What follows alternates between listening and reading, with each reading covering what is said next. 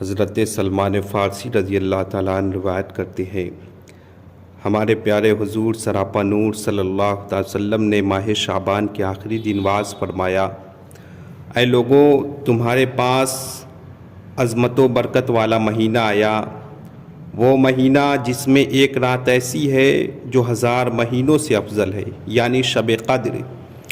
اس مہینے کے روزے اللہ تعالیٰ نے فرض کیے اور اس کی رات میں قیام تراویح جو ہے یہ سنت ہے۔ جو اس میں نیکی کا کام کرے تو ایسا ہے جیسے اور کسی مہینے میں فرض ادا کیا، اور اس ماہ میں جس نے فرض ادا کیا تو ایسا ہے جیسے اور دنوں میں 70 فرض ادا کیے۔ یہ مہینہ صبر کا ہے اور صبر کا ثواب جنت ہے، اور یہ مہینہ مواسات یعنی غمخواری اور بھلائی کا ہے۔ اس مہینے میں مومن کا رزق بڑھا دیا جاتا ہے۔ جو اس ماہ میں روزے دار کو افطار کرائے اس کے گناہ بخش دیے جاتے ہیں، اور اس کی گردن آگ سے آزاد کر دی جاتی ہے، یعنی دوزخ سے آزاد کر دیا جاتا ہے، اور روزہ افطار کرانے والے کو ویسا ہی ثواب ملے گا جیسا روزہ رکھنے والے کو ملے گا، بغیر اس کے کہ اس کے اجر میں کچھ کم ہو۔ حضرت سلمان فارسی رضی اللہ تعالیٰ عنہ کہتے ہیں کہ ہم نے عرض کی، یا رسول اللہ صلی اللہ علیہ وسلم، ہم میں سے ہر شخص کو اتنی طاقت نہیں رکھتا، ہر شخص اتنی طاقت نہیں رکھتا کہ وہ روزہ افطار کرائے۔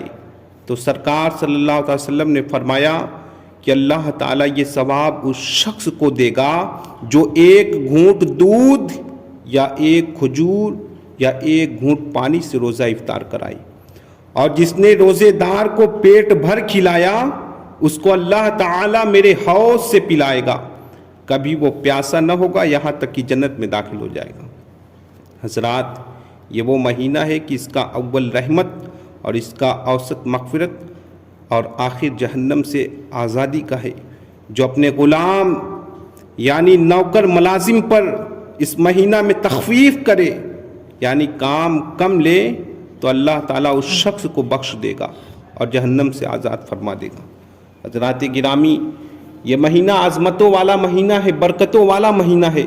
اس مہینے میں کثرت سے عبادت کی جائے۔ اللہ تبارک و تعالیٰ اس مہینے میں بے شمار اجر ثواب عطا فرماتا ہے۔ بندہ نیکی کا کام کرتا ہے۔ اس مہینے میں سونا بھی عبادت ہے۔ جب تراویح پڑھ کر انسان سوتا ہے، کس لیے سوتا ہے؟ سحری کے انتظار میں سوتا ہے۔ گویا کہ رمضان شریف کا ہر لمحہ، ہر ساعت جو ہے یہ رحمتوں اور برکتوں والی ہے، اور ثواب کو اکٹھا کرنے کا یہ ذریعہ ہے۔ بندہ جب سحری کے لیے سوتا ہے، سحری کرتا ہے، سحری کے بعد نماز فجر ادا کرتا ہے، فجر کے بعد سوتا ہے اور ظہر کا انتظار کرتا ہے، ظہر پڑھتا ہے، تلاوت کرتا ہے، افطاری کا انتظار کرتا ہے، رات میں قیام کرتا ہے، تراویح پڑھتا ہے، تو گویا پورا دن یہ عبادت کرتا ہے۔ اس مہینے میں کثرت سے عبادت کرو۔ یہ مہینہ بے شمار رحمتوں اور برکتوں کو لے کر آیا ہے۔ اللہ تبارک و تعالیٰ نے اس مہینے میں بے شمار برکتیں نازل فرمائی۔ اس مہینے میں قرآن پاک نازل ہوا، قرآن پاک کا نزول ہوا ہے۔ اس لیے قرآن پاک اور رمضان شریف کا تعلق بہت ہی گہرا تعلق ہے، اور کل بروز محشر یہ قرآن پاک اور رمضان شریف یہ لوگوں کی شفاعت فرمائے گی۔